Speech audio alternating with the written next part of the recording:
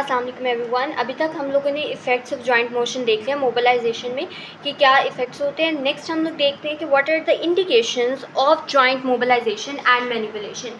First of all, जैसे कि मैंने आपको इंट्रोडक्शन में ही बताया था कि बेसिकली जॉइंट मोबिलाइजेशन टेक्निक्स ऐसी टेक्निक्स हो रही होती हैं जिसके वजह से जो है वो पेन मॉड्यूलेट हो रही होती है, यानी पेन रिलीव हो रही होती है। ठीक है, तो बेसिकली तब हम करते हैं जब पेन हो, पेशेंट को मसल गार्डिंग हो। मसल गार्डिंग कहते हैं कि अगर पेशेंट जो है किसी भी प्रॉब्लम की वजह से उसके मसल रिफ्लेक्सिवली वहाँ पर कॉन्ट्रैक्ट कर जाते हैं, उनको हम मसल गार्डिंग कहते हैं। जबकि मसल स्पैज़म भी इसी तरह की कंडीशन होती है जिसमें सस्टेन्ड इनवॉलंटरी मसल कॉन्ट्रैक्शन होती है। ठीक है, तो इन तीनों कंडीशन के अंदर जब भी हम लोग जेंटल जॉइंट प्ले मूवमेंट्स करते हैं तो उसकी वजह से जो है वो पेन पेशेंट की रिलीव होती है। नंबर 2 इसके आते हैं न्यूरोफिजियोलॉजिकल इफेक्ट्स। मैंने जैसे कि आपको ऊपर भी हम लोगों ने पढ़ा था कि जब भी स्मॉल एम्पलीट्यूड की ऑसिलेटरी मूवमेंट्स हम लोग करा रहे होते हैं तो उसकी वजह से हमारे जॉइंट्स के अंदर कुछ रिसेप्टर्स होते हैं जो कि स्पेसिफिकली उसने यहाँ पर मैकेनो रिसेप्टर लिखा हुआ है। वो जो है नोसिसेप्टिव स्टिमुलस की जो ट्रांसमिशन है to the higher centres of the brain, उसको जो है वो कुछ टाइम के लिए क्या कर देते हैं, ब्लॉक कर देते हैं। ठीक है, तो ये चीज़ इसके अंदर इंपॉर्टेंट है। तो न्यूरोफिजियोलॉजिकल इफेक्ट आ गया। उसके लिए हम क्या करते हैं, small amplitude oscillatory and distraction movement करती हैं पेन एंड मसल गार्डिंग के लिए जेंटल जॉइंट प्ले टेक्निक्स। ठीक है, फिर हमारे पास आते हैं कुछ इसके मैकेनिकल इफेक्ट्स। मैकेनिकल इफेक्ट्स में वो कहता है कि वही बात है कि अगर हम स्मॉल एम्पलीट्यूड की डिस्ट्रैक्शन मूवमेंट्स या फिर ग्लाइडिंग मूवमेंट कराते हैं तो वहाँ पर जो मौजूद साइनोवियल फ्लूइड है उसकी मूवमेंट होती है। जब साइनोवियल फ्लूइड की मूवमेंट्स होती है तो हमें पता है कि ऊपर हम लोगों ने इसके इफेक्ट्स में भी यही बात डिस्कस की कि अगर हम लोग जो है वो इस तरह के मूवमेंट्स कराते हैं तो वहाँ पर जो है न्यूट्रिशन जो है वो इम्प्रूव होता है, और न्यूट्रिशन इम्प्रूव होगा तो अल्टीमेटली जो है वहाँ की जॉइंट की जो हेल्थ है वो भी जो है वो बेटर होगी। ठीक है, एक तो ये बात है। उसने कहा कि जेंटल जॉइंट प्ले मूवमेंट एक तो न्यूट्रिएंट एक्सचेंज को भी जो है वो हेल्प करती है, as a result painful and degeneration जो है ना इफेक्ट्स को वो भी जो है वो लिमिट करती है। अगर पेन हो रही है तो उसका एक पॉसिबल रीज़न ये भी हो सकता है कि वहाँ पर इन्फ्लेमेशन हो, और इन्फ्लेमेशन होती है तो वहाँ पर जाहिर सी बात है कुछ ना कुछ उसका एक्सीडेंट पड़ा होता है। ठीक है, तो उसकी चीज़ को डील करने के लिए जॉइंट अगर सॉलन है, वो पेनफुल होगा, तो वहाँ पर जो अगर न्यूट्रिशन इंप्रूव होता है तो that ultimately helps with pain. उसके बाद आते हैं रिवर्सिबल जॉइंट हाइपोमोबिलिटी। अगर जॉइंट हाइपोमोबाइल है, हम लोगों ने डेफिनेशन में 2 गोल्स पढ़े थे ना मेन, एक तो पेन रिलीफ करना था और दूसरा गोल हम लोगों ने ये पढ़ा था कि क्या इंप्रूव करती है, मोबिलिटी को इंक्रीज़ करती है। तो अगर जॉइंट हाइपोमोबिलिटी है तो उसके लिए भी हम लोग जो है ये टेक्निक्स यूज़ करते हैं, और इसमें स्पेसिफिकली हम vigorous joint play stretching techniques use करते हैं। आगे जब हम लोग इसकी ग्रेड्स पढ़ेंगे तब हमें पता चलेगा कि जॉइंट प्ले ऑसिलेटरी टेक्निक्स कौन सी हैं और जो है वो स्ट्रेचिंग टेक्निक्स कौन सी हैं। As we know hypomobility can be treated with stretching, तो वो चीज़ हमें यहाँ से याद रहेगी। उसके बाद हमारे पास आती है positional folds and subluxation. HVTs में मैंने आपको ये बताया था कि अगर अलाइनमेंट के अंदर कोई प्रॉब्लम होती है तो पोजिशनल रिलेशनशिप्स को ऑल्टर करने के लिए, उनको चेंज करने के लिए या दोबारा से नॉर्मल पोजीशन में लाने के लिए हम लोग कौन सी टेक्निक्स यूज़ कर रहे होते हैं, high velocity thrust techniques use कर रहे होते हैं। ठीक है, और वही चीज़ उसने कहा। इसके अलावा उसने कहा कि हमारे पास जो है मोबिलाइजेशन विद मूवमेंट टेक्निक्स पे जो है वो इसके अंदर स्पेसिफिकली जो है वो यूज़ हो रही होती है। ठीक है, ये चीज़ आ गई। उसके बाद हमारे पास आता है प्रोग्रेसिव लिमिटेशन। ठीक है, अगर जो है वो कोई भी ऐसी डिजीज़ है जो कि अल्टीमेटली लिमिट करेगी जो है मोबिलिटी को, तो उस केस के अंदर भी जो है वो हम लोग जॉइंट प्ले टेक्निक्स अप्लाई करते हैं ताकि अवेलेबल रेंज ऑफ मोशन को मेनटेन किया जा सके। ये भी मैंने आपको पिछले पार्ट में बताया था कि जो पोस्ट ऑफ पेशेंट होते हैं उनके अंदर स्टार्टिंग में ही हम मोबिलाइजेशन जो है वो उसको स्टार्ट कर देते हैं जेंटल जॉइंट प्ले टेक्निक्स को। उसका मकसद ये होता है कि वो जो जॉइंट्स है एटलीस्ट उनकी अवेलेबल रेंज ऑफ मोशन को मेंटेन किया जा सके। अच्छा, एक बात आपने याद रखनी है कि जिस जॉइंट की अगर सर्जरी हुई है, अगर वो इतना नहीं है या वो कंडीशन ऐसी नहीं है कि हम उस पर मोबिलाइजेशन अप्लाई कर सके, तो हम उसके ऊपर और नीचे वाले जॉइंट्स के ऊपर जो है वो मूवमेंट मोबिलाइजेशन अप्लाई कर सकते हैं रिदमिक, ताकि वहाँ पर जो है वो मोबिलिटी अल्टीमेटली इंप्रूव हो सके। ठीक है, और वहाँ पर एटलीस्ट जो अवेलेबल रेंज ऑफ मोशन है ना उसको मेंटेन किया जा सके। ठीक हो गया।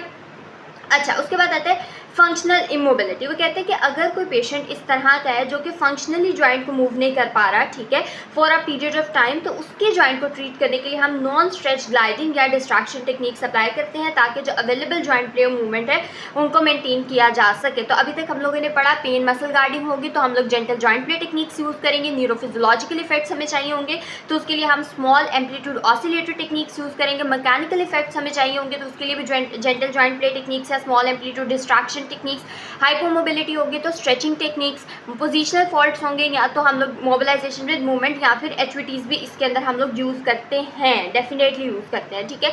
उसके बाद क्या है, प्रोग्रेसिव लिमिटेशन है, तो उसके लिए भी हम लोग जो है वो जॉइंट प्ले टेक्निक्स यूज़ करते हैं। इमोबिलिटी है तो उसके लिए हम क्या यूज़ करते हैं, नॉन स्ट्रेच ग्लाइडिंग और डिस्ट्रैक्शन टेक्निक्स यूज़ करते हैं। So this was all about the indication, limitation and use of joint mobility. अच्छा, लिमिटेशन पे उसने थोड़ा बहुत हम लोग को ये बताया हुआ है कि जब भी हम लोग जो है मोबिलाइजेशन अप्लाई करते हैं तो हमारा जो ट्रीटमेंट है, कुछ ऐसी कंडीशंस होती हैं जिनके अंदर पेशेंट को काफ़ी ज़्यादा एक्टिव इन्फ्लेमेशन प्रेजेंट होती है। एक्टिव इन्फ्लेमेशन जब प्रेजेंट होती है तो एक बात आपने याद रखनी है कि जॉइंट प्ले टेक्निक्स उस कंडीशन को ठीक नहीं कर सकती है, वो टेम्परेरीली उसके अंदर पेन रिलीव कर सकती है, मसल गार्डिंग को प्रिवेंट कर सकती है, but it can not treat that condition. जैसे कि उसने लिखा हुआ है, joint play techniques can not change the disease process of disorders such as rheumatoid arthritis, cannot be treated with it, cannot be used as a treatment. In fact, it can be used as a pain relief or as a symptomatic relief. As rheumatoid arthritis and inflammatory process of the injury, in these cases treatment is directed towards minimizing pain, maintaining available joint play and reducing the effects of any mechanical limitation. So this was the limitation of the mobilization techniques. Next there comes the contraindication and precautions of the mobilization techniques.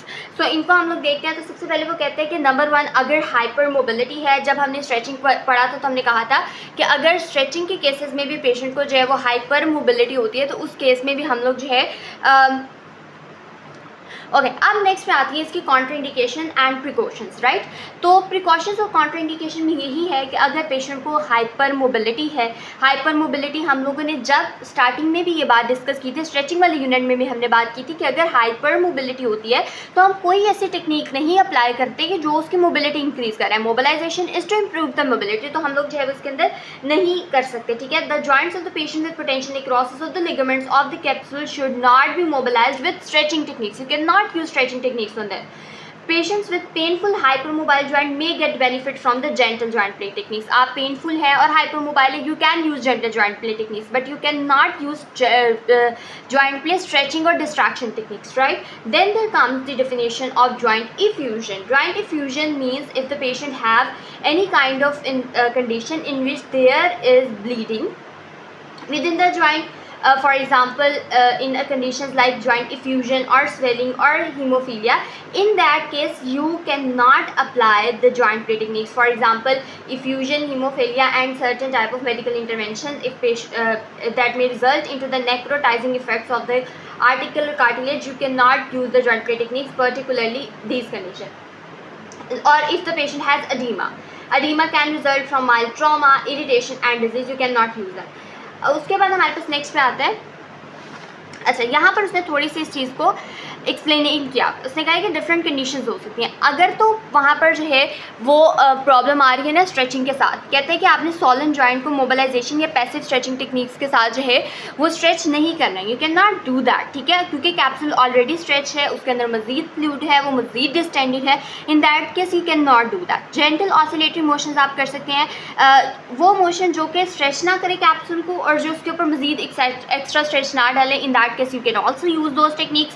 If the patient responds to gentle techniques result in increased pain and joint irritability, you are not supposed to do that. तो 3 चीज़ें बताई हैं कि अगर सॉलन joint है आप उसको stretch नहीं कर सकते, जेंटल ऑसिलेटरी मोशंस है तो आपने कोशिश करनी है कि ऐसा मोशन हम करें जो कि उसको जॉइंट को स्ट्रेस ना करे और ना ही कैप्सूल के ऊपर मजीद स्ट्रेस डाले। और फिर जो है ना पेशेंट रिस्पॉन्स भी हम लोगों ने मॉनिटर करना है। अगर पेशेंट रिस्पॉन्स ये है कि पेन उसकी इंक्रीज़ हो रही है, you should immediately stop those techniques और यू शुड चेंज और lower the intensity of that. उसके बाद हमारे पास इन्फ्लेमेशन आ गया। अगेन इन्फ्लेमेशन है तो आप इन्फ्लेमेशन में स्ट्रेचिंग टेक्निक्स नहीं यूज़ कर सकते क्योंकि उसकी वजह से पेन और मसल गार्डिंग ज़्यादा होगी। जेंटल ऑसिलेटरी और डिस्ट्रैक्शन टेक्निक्स आप यूज़ कर सकते हैं, ठीक है। फिर हमारे पास आता है condition requiring special precaution for stretching. Number 1, if the patient has malignancy, आपने नहीं करनी stretching techniques apply. Bone disease है, ठीक है, जैसे कि हम लोग को रेडियोग्राफ्स में पता चल रही है अनहील्ड फ्रैक्चर्स है, ये वही तकरीबन वही जो है ना कॉन्ट्रा इंडिकेशन है that we have studied in the stretching unit. ठीक है, फिर हमारे पास hypermobility in associated joint, total joint replacement अगर किसी पेशेंट की हुई है, न्यूली फॉर्म ये वीकेंड कनेक्टिव टिश्यू है, आप नहीं कर सकते। अच्छा, इसके बाद ना देखिए अनहील्ड फ्रैक्चर है तो उससे थोड़ी सी उसकी एक्सप्लेनेशन भी दी है कि आप इसमें क्या यूज़ कर सकते हैं। You can not use manipulative techniques है, राइट। एक्सेसिव पेन है तो क्यों आप लोगों ने पहले पेन के कॉज को डिटरमाइन करना है और फिर आपने ट्रीटमेंट को उसके अकॉर्डिंगली डिज़ाइन करना है। हाइपर मोबिलिटी है तो एसोसिएटेड जॉइंट को प्रॉपर्ली आप लोगों ने स्टेबलाइज रखना है और फिर मोबिलाइजेशन फोर्स अप्लाई करनी है, क्योंकि हाइपर मोबिलिटी होती है दैट मीन्स स्टेबिलिटी वहाँ पर कॉम्प्रोमाइज है, स्टेबिलिटी कॉम्प्रोमाइज, और आप इस तरह की टेक्निक्स अप्लाई करना है that may cause increase damage, और वहाँ पर जो है वो मजीद मसल का रप्चर हो सकता है या फिर टिश्यू का जो है वो डैमेज हो सकता है। टोटल जॉइंट रिप्लेसमेंट हुई है तो भी आप लोगों ने जो है वो अवॉइड करनी है टेक्निक्स। ठीक है, न्यूली फॉर्म ये वीकेंड कनेक्टिव टिश्यू है, आपने यूज़ करनी है gentle progressive technique with in the tolerance of the tissue, help line the developing fibril, but forceful techniques आपने जो है वो अवॉइड करनी है। सिस्टमेटिक कनेक्टिव टिश्यू डिजीज़ है, रूमेटॉइड आर्थराइटिस है, जैसा कि उसने प्रीवियसली बताया कि कुछ ये टेक्निक्स जो है वो टेम्परेरीली इन्फ्लेमेशन को रिड्यूस करने में इतना इफेक्ट नहीं होती, डिजीज़ के प्रोसेस को चेंज नहीं करती, but it can help you with the pain. फिर एल्डरली इंडिविजुअल है जिनके ऑलरेडी वीकेंड मसल्स या टिश्यूज हैं, आप उसके अंदर विगरस स्ट्रेचिंग टेक्निक्स नहीं अप्लाई कर सकते। अच्छा, फिर जी अब हमारे पास आता है procedures for applying passive joint techniques. पहले तो जी अब आपके पास पेशेंट आ गया तो अब आपने पहले उसका प्रॉपर एग्जामिनेशन और एवेल्युएशन करनी है। After examining the patient, after evaluating the patient, after determining the possible cause of the pain, muscle spasm, muscle guarding और एनीथिंग, फिर आप जो है वो आगे मूव करते हैं। अच्छा, अब देखिए उसने बताया कि आपने पेशेंट की क्वालिटी ऑफ पेन को कंसीडर करना है। अगर पेन टिश्यू लिमिटेशन से पहले है, अब टिश्यू लिमिटेशन से क्या मुराद है?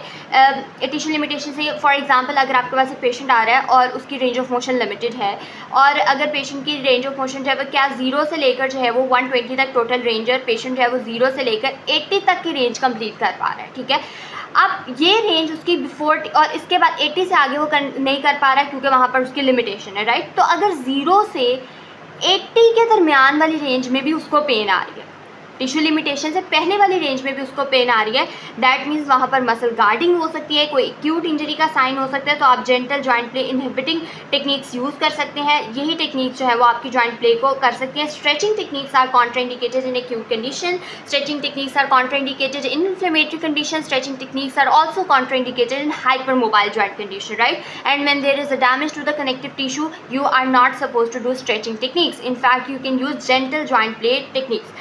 Then there comes the next point, if the pain is experienced concurrently with the tissue limitation, such as pain and limitation that occurs when damaged tissue begin to heal. अगर tissue limitation के साथ साथ patient को pain भी है, that means मतलब कि patient movement कर रहा है, tissue limitation है, ठीक है, और उसके totally उसके range में pain आ रही है, तो आपने जो है वो इस केस के अंदर जो है वो क्या करना है, gentle stretching techniques अप्लाई करनी है जो कि उस स्पेसिफिक होंगे उस टाइट स्ट्रक्चर के अंदर, यानी जो फोर्स है वो पर्टिकुलरली उस टाइट स्ट्रक्चर के ऊपर लग रही होगी, लेकिन आपकी स्ट्रेचिंग टेक्निक इतनी विगरस नहीं होनी चाहिए कि दोबारा से टिश्यूज़ को री इंजर कर सकें।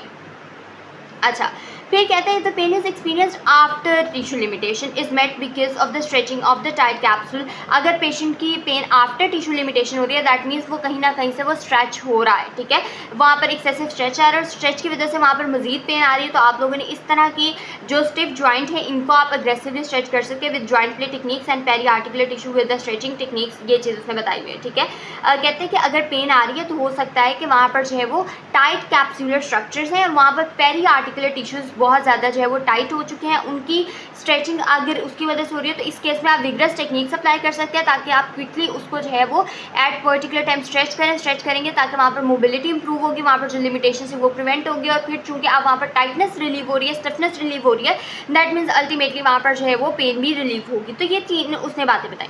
अच्छा, उसके बाद patterns of the capsular restriction है। कैप्सुलर रिस्ट्रिक्शन के जो पैटर्न्स है ना वो बहुत सिंपल है, इसकी डेफिनेशन इस तरह से होती है, मैंने इस तरह से इसको याद किया हुआ है कि let suppose if a patient comes to you और उसको जो है वो एक पर्टिकुलर जॉइंट के अंदर पेन हो रही है, ठीक है। अब आपको कैसे पता चलेगा कि ये पेन उसकी कैप्सूल की वजह की प्रॉब्लम की वजह से आ रही है या ये पेन उसके जो है वो कोई मसल के अंदर मसला है, क्योंकि जॉइंट के अंदर खाली जॉइंट तो नहीं है ना, जॉइंट के इर्द गिर्द के भी स्ट्रक्चर्स हैं, तो कहीं कनेक्टिव टिश्यू का मसला है, कॉन्ट्रैक्टाइल एलिमेंट का मसला है, ये पर्टिकुलरली डिजीज जो है वो कैप्सूल की वजह से। तो हर जॉइंट का एक अलग कैप्सूलर पैटर्न होता है, ठीक है। अगर मैंने पेशेंट को ये पर्टिकुलर मूवमेंट कराती हूँ ठीक है। जैसे कि शोल्डर का ये होता है, आई थिंक मुझे याद नहीं आ रहा एग्जैक्टली, लेकिन शोल्डर में ये होता है कि वहाँ पर जो एबडक्शन और एक्सटर्नल रोटेशन, तो इस तरह की लिमिटेशन अगर पेशेंट के अंदर आ रही होती है, एबडक्शन मेरे ख्याल से जो है वो पेशेंट की मैक्सिमम लिमिटेशन में होती है, फ्लेक्शन या abduction I am not sure. So एक particular pattern of the movement होता है हर चीज़ का, ठीक है, कैप्सूल का। तो अगर पेशेंट के उस पर्टिकुलर पैटर्न के अंदर, उस पर्टिकुलर मूवमेंट के अंदर लिमिटेशन आ रही होती है, दैट मीन्स कि ये पेशेंट के अंदर मसला जो है वो कैप्सूल का है, आप उस चीज़ पे कैप्सूल के अंदर चले जाते हैं, ठीक है। So there are the different conditions जो कि ये इंडिकेट करती हैं कि पेशेंट की कैप्सूल के मसला। एक तो capsular pattern of restriction are the pattern of restrictions that help you determine if the problem is with the joint capsule और with the contractile elements, for example the muscle और tendon और etcetera, right. Then there comes 3 important very point, ठीक है। इसके अंदर उसने बताया हुआ है कि अगर आपको कैसे पता चलेगा कि मसला जो है वो जॉइंट कैप्सूल है, वो मूवमेंट को लिमिट कर रहा है या फिर जो है वो और कोई चीज़ करेगा, और जॉइंट मोबिलाइजेशन के अंदर अगर कैप्सूलर रिस्ट्रिक्शन है तो वो किस तरह से रिस्पॉन्ड करेगा। कहते हैं कि अगर हमारे पास passive range of motion techniques for that joint is limited in a capsular pattern, these pattern are ठीक है। उसने कहा कि पैसिव रेंज ऑफ मोशन है, जॉइंट की अगर लिमिट है तो वो भी कैप्सूलर पैटर्न की वजह से हो सकती है। अगर आपने एंडफिल पढ़ी है तो हमें पता है कि फर्म कैप्सूलर एंडफिल होती है जब आप ओवर प्रेशर अप्लाई करते हैं टिश्यू का, जो कि रेंज को लिमिट कर रही होती है, that is also a reason. There is a decrease joint play movement, अगर जॉइंट प्ले मूवमेंट जो है वो कम हो रही है, जिसके अंदर joint play movement specific to the joint होती हैं, तो वो चीज़ इसके अंदर आती है। फिर अगर हमारे पास कोई भी कॉन्ट्रैक्टेड लिगामेंट है जो कि मूवमेंट को लिमिट कर रहा है, there is a decrease joint play and pain when the fibres of the ligament are stress, तो उसमें जो है ये चीज़ आती है, ठीक है। ये बिल्कुल आसान सी है। अगर पैसिव रेंज ऑफ मोशन है जो जॉइंट की वो कैप्सूलर पैटर्न को लिमिट करी है, फर्म कैप्सूलर एंडफिल है, डिक्रीज जॉइंट प्ले है, या फिर जो है वो वहाँ पर लिगामेंट वगैरह। फिर हमारे पास आते हैं सबलक्सेशन और डिसलोकेशन। सबलक्सेशन किसी पार्ट की है तो एक बात आपने याद रखनी है कि हमारे पास जो है ना किसी पार्ट के अगर सबलक्सेशन है तो ये टेक्निक्स में भी, क्योंकि पोजिशनल रिलेशनशिप ऑल्टर हो गए ना, तो ये चीज़ में भी ट्रीट की जा सकती है with the help of thrust techniques, ठीक है। वो भी हम लोगों ने अंडर सुपरविजन जो है वो अप्लाई करनी होती है, अंडर स्ट्रिक्ट प्रिकॉशंस जो है वो टेक्निक्स हम लोग जो है वो अप्लाई करते हैं। ये चीज़ बताइए, डॉक्यूमेंटेशन इज़ नॉट इम्पॉर्टेंट। यही बात है कि आपको जो है वो प्रॉपरली हर चीज़ के बारे में पता होना चाहिए और आपको उसको प्रॉपरली डॉक्यूमेंट करना भी आना चाहिए। अच्छा, इन द नेक्स्ट पार्ट, इस चैप्टर का जो मोस्ट इंपॉर्टेंट सेक्शन है, दीज आर द ग्रेड्स और डोजेज ऑफ द मूवमेंट्स, जिसमें हमारे पास हम 2 तरह की टेक्निक्स पढ़ते हैं, मेटलैंड और कैल्टन बोन की। ये बहुत ज़्यादा इंपॉर्टेंट है, ये टेक्निक्स हमें बहुत अच्छे से आनी चाहिए। देन हमारे पास इसका छोटा सा पोर्शन रह जाएगा, वो जो है वो हम अपने नेक्स्ट पार्ट में कंप्लीट करेंगे। That's all for today's lecture. Thank you so much.